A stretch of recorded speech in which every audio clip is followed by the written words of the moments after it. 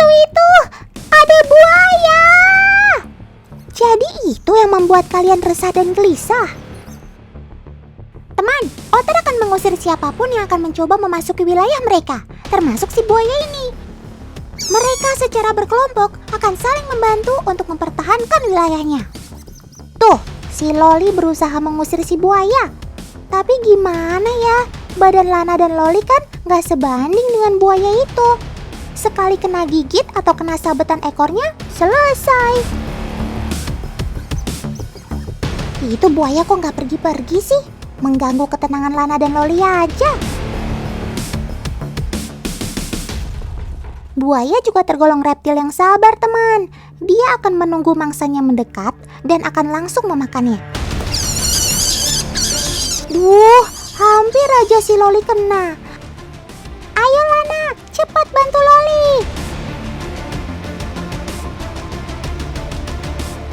Nah, benar kan? Lihat saja tuh. Sekarang mereka bekerja sama menyerang dari depan dan belakang. Nah, syukurlah akhirnya si buaya pergi juga.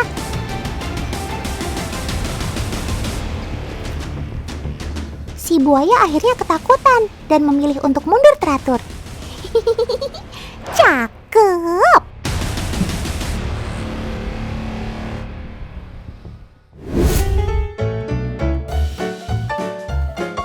Wih, ada potongan ikan sama bambu. Menu siang ini kayaknya sop ikan bambu nih, teman. Tuh kan benar, Kak Tata mau masak ikan bakar bambu. Oke, Otan siapin nasi angetnya deh. Loh. Kok dimasukin ke dalam air sih, Kak? Yah, nggak bakalan mateng lah. Iya tahu, ini bukan buat Otan, tapi buat si Momo.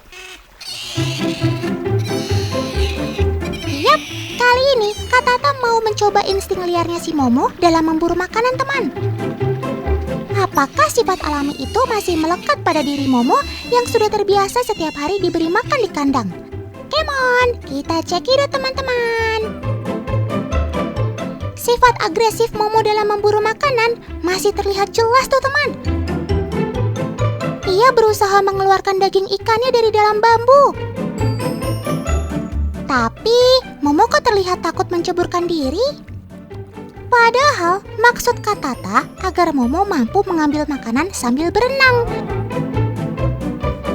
Karena itu adalah perilaku alaminya, teman. Yap, Momo sudah terdomestikasi, alias sudah terbiasa hidup dengan manusia. Jadi kalau ada yang mudah, nggak mau deh ngikutin yang susah. Iya kan, Mo? Ada Kak Dina tuh. Agirotan yang satu ini termasuk penyayang otter loh. Siang ini Kak Dina akan mengunjungi otter yang berada di Ocean Dream Samudra Ancol.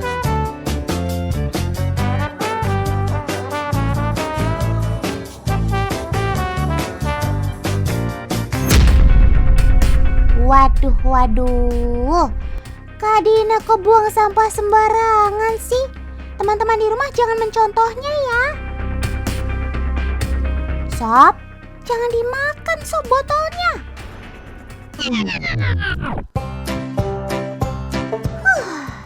Otan pikir kamu mau makan botol itu, Sob. Pintar banget deh kamu, Sob. Teman-teman di rumah, kenalin. Si pintar ini namanya Sopo. Umurnya baru menginjak 6 tahun. Lihat tuh Kak Dina, kalau Otan sih malu. Masa kalah sama otter umur 6 tahun? Teman, tahu nggak? Karena kepintarannya, otter sangat mudah untuk dilatih melakukan atraksi loh. Seperti ini contohnya.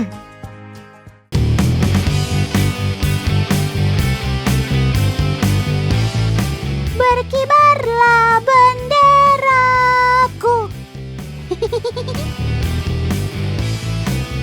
Yang mengibarkan bendera ini namanya Jarwo. Umurnya baru 5 tahun, teman. Sopo dan Jarwo ini tumbuh besar di penangkaran dan mereka sudah dilatih sejak kecil. Bendera sudah berkibar, sekarang Jarwo mau olahraga dulu nih. Ayo Kak Dina, lempar bolanya ke Jarwo. Lihat Jarwo sudah mendekati bola. Dengan sigap dia ambil dan membawanya. Apakah ini akan berhasil? Ya, dan berhasil. Good job Jarwo.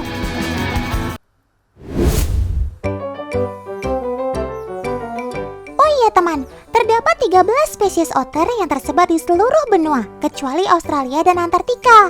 Dan semuanya merupakan hewan semi akuatik. Loh, kok jadi ramai sekali? Kalian beraninya keroyokan nih. Tapi nggak apa-apa lah, makin ramai kan makin seru.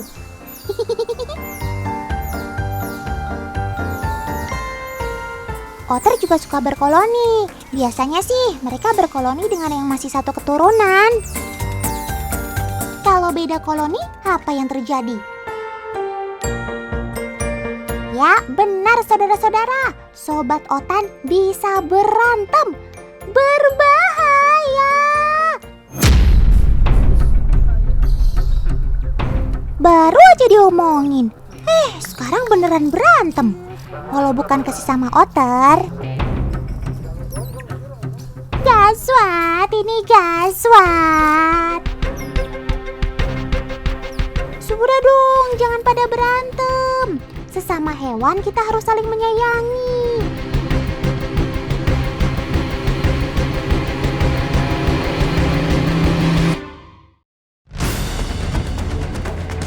Waduh sob, kamu ini suka bener bikin gara-gara. Sudah selesai dengan anjing, sekarang malah kejar-kejar anak kelinci. Sob.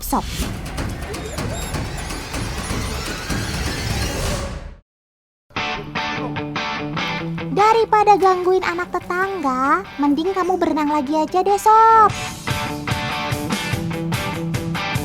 Wait, langsung nyelonong aja. Sabar dong sob, sebelum berenang kan harus pemanasan dulu. Sebagai hewan semi akuatik, otter memang tidak bisa jauh-jauh dari air. Gaya berenangnya unik ya, kayak kapal selam, timbul tenggelam gitu. Dengan berendam di dalam air seperti ini, bisa mendinginkan kembali suhu tubuh si otter loh.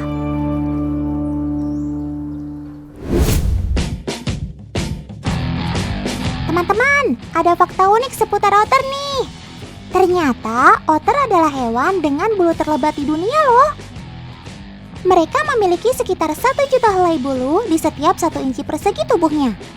Dengan bulu selebat itu, sobat otan yang satu ini bisa bertahan di lingkungan yang dingin, meski ia tidak memiliki lapisan lemak yang tebal. Iya, ngomong-ngomong soal berenang di air dingin, otan mau tunjukin nih. Ternyata ada loh pakaian renang yang tak hanya dapat menahan dingin, tapi juga membantu kita mengapung di air. Walaupun gak wajib punya, gak ada salahnya nih menyiapkan pelampung di rumah buat jaga-jaga jika banjir menerjang. Maklum aja, sekarang kan lagi musim banjir. Apalagi kalau pelampungnya udah menyatu sama baju renang gini. Jadi multifungsi gitu deh, bisa dipakai buat berenang juga. Pelampung yang menyatu dengan baju renang gini sengaja diciptakan untuk anak-anak, biar lebih aman saat berkegiatan di dalam air. Desain baju renangnya dibuat dengan seksama, jadi dijamin aman, nyaman, dan pastinya kece deh. Karena temanya bisa disesuaikan sama kesukaan anak-anak. Kain scuba dipilih sebagai bahan baju renangnya. Serat buatan ini biasa dipakai untuk pakaian selam. Ada beberapa ukuran ketebalannya nih. Kalau yang ini, ketebalannya kurang lebih hampir 3 mm. Makin tebal, akan makin hangat saat dipakai berenang. Meskipun tebal, bahan ini cukup lentur dan mudah kering. Makanya cocok banget jadi bahan baju renang. Nah, ini nih bagian yang berfungsi sebagai pelampung.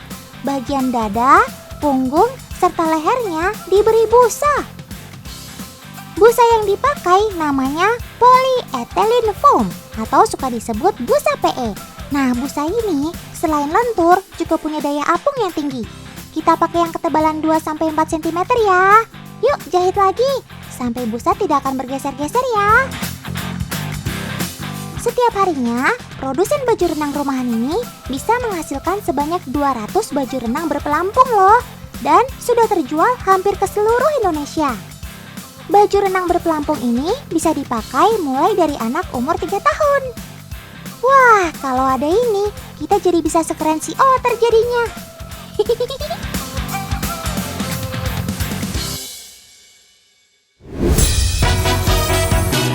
Kenalkan teman, ini Bonnie, otter milik Kak Mawar. Dan si Abel, otter kesayangannya Kak Jay. Karena keunikannya, Sobat Totan ini sekarang banyak dijadikan sebagai hewan peliharaan loh. Ya ampun, kalian menggemaskan sekali sih pakai baju cantik segala. Teman-teman di rumah pasti ikutan gemas kan melihat kedua Sobat Totan ini? Nah, berawal dari kumpul komunitas pecinta otter, si Bonnie dan Abel ini akhirnya berjodoh. Tapi rupanya bukan cuma Bonnie dan Abel yang jadi menemukan pujian hati. Kak Jay dan Kak Mawar jadi ikutan berjodoh deh. Bahkan saat hari pernikahan mereka, Bonnie dan Abel juga ikutan eksis di foto loh. Duh, so sweetnya. Ternyata kehadiranmu jadi berkah buat kakak-kakak ini ya. Selamat ya Kak.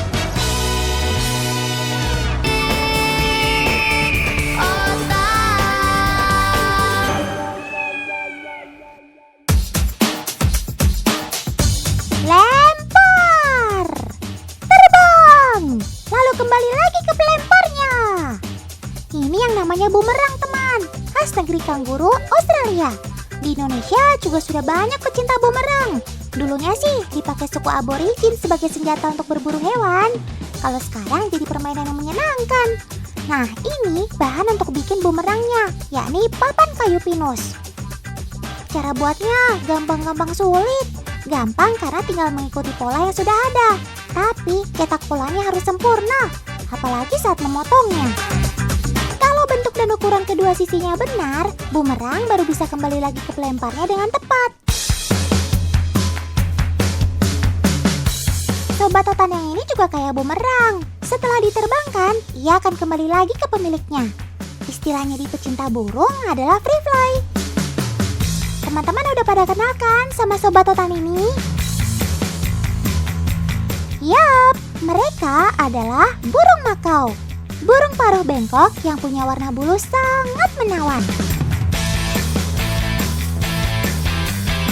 Teman, si Raja, burung makau hiasin milik Kak Jacqueline, mau unjuk kebolehan free fly nih. Oke, Otan kasih kesempatan. Tunjukkan aksimu, Sob. 3, 2, 1. Wih, keren juga manuver terbang kamu, Sob. Dan berhasil. Si Raja mendarat dengan mulus di tangan Kak Jacqueline. Meski baru berusia 1 tahun, kamu keren maksimal, Sob. Mau tahu nggak rahasia di balik kembalinya burung makau ke pemiliknya? Jadi, kunci keberhasilan free fly ini adalah pointer atau tanda bagi si burung. Pointer untuk Raja adalah topi coklat yang dikenakan Kak Jacqueline, teman. Meski begitu, tetap harus dilatih terus-menerus ya. Jangan sampai burung kesayangan terbang tak kembali lagi. Selain sudah jadi sobat kesayangan, hiasin di keluarga burung makau adalah yang termahal. Harga per ekornya bisa mencapai 400 juta rupiah. Iya bener, seharga mobil mewah. Selain karena ini jenis makau paling langka, perkembangbiakan makau hiasin pun gak mudah. Asal teman-teman tahu, indukan hiasin baru bisa bertelur ketika berusia 20 tahun loh.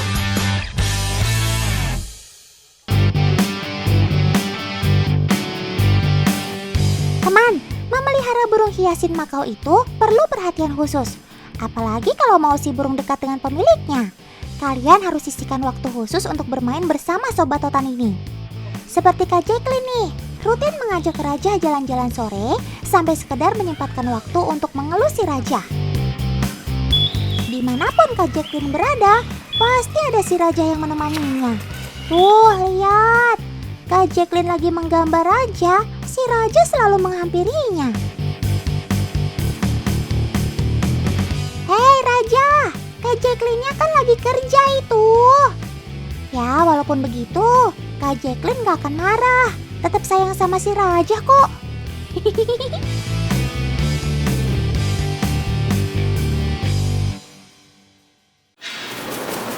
Good job. Go back there, please. Yes. Kalau Raja disayang banget sama Kak Jacqueline, hiasin bernama Fluffy ini disayang sama Tante Yustiana. 1, 2, 1, 2. Aduh. Lucu banget sih si Fluffy. Ikutan olahraga juga tuh sama Tante. Walaupun dibawa ke dalam ruang olahraga seperti ini, Fluffy harus tetap diawasi guys. Karena kadang dia suka iseng gigit barang-barang di ruangan. Namanya juga jenis paruh bengkok ya sob. Ngomongin soal paruh bengkok, burung makau ini terkenal punya paruh yang sangat kuat loh teman. Mereka gunakan paruhnya untuk mengupas dan menggigit biji-bijian yang sangat keras. Mulai dari ketapang sampai kenari. Tuh lihat, agen Otan aja kesulitan. Dia dengan mudah menggigit biji kacang kenari. Cakep. Info yang Otan dapat, kekuatan gigitan burung asal Amerika Selatan ini mencapai 35 kg per cm persegi loh. Yang artinya kekuatan gigitannya hampir mendekati gigitan anjing besar. Ngeri.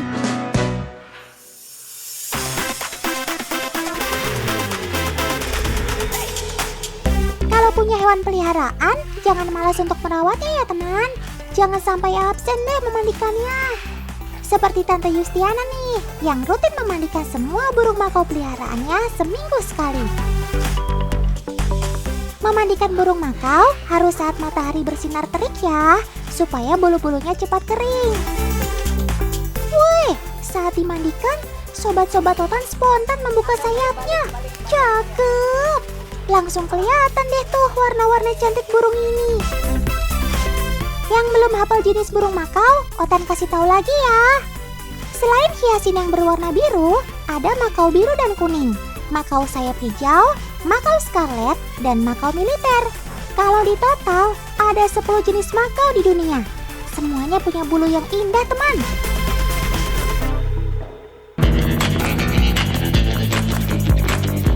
Kalau di dunia binatang ada karnaval, kalian pasti yang pertama mencuri perhatian penonton. Kalau di Indonesia, macam Jember Fashion Carnaval gitu. Ini salah satu acara tahunan terbesar yang dimiliki Indonesia. Kostum-kostum pesertanya unik dan beragam warna pula, bikin penonton terpukau melihatnya. Oh iya, kadang ada pula yang memakai kostum menyerupai burung loh. Pasti terinspirasi sama kecantikan bulu sobat-sobat Otan nih. Cakep.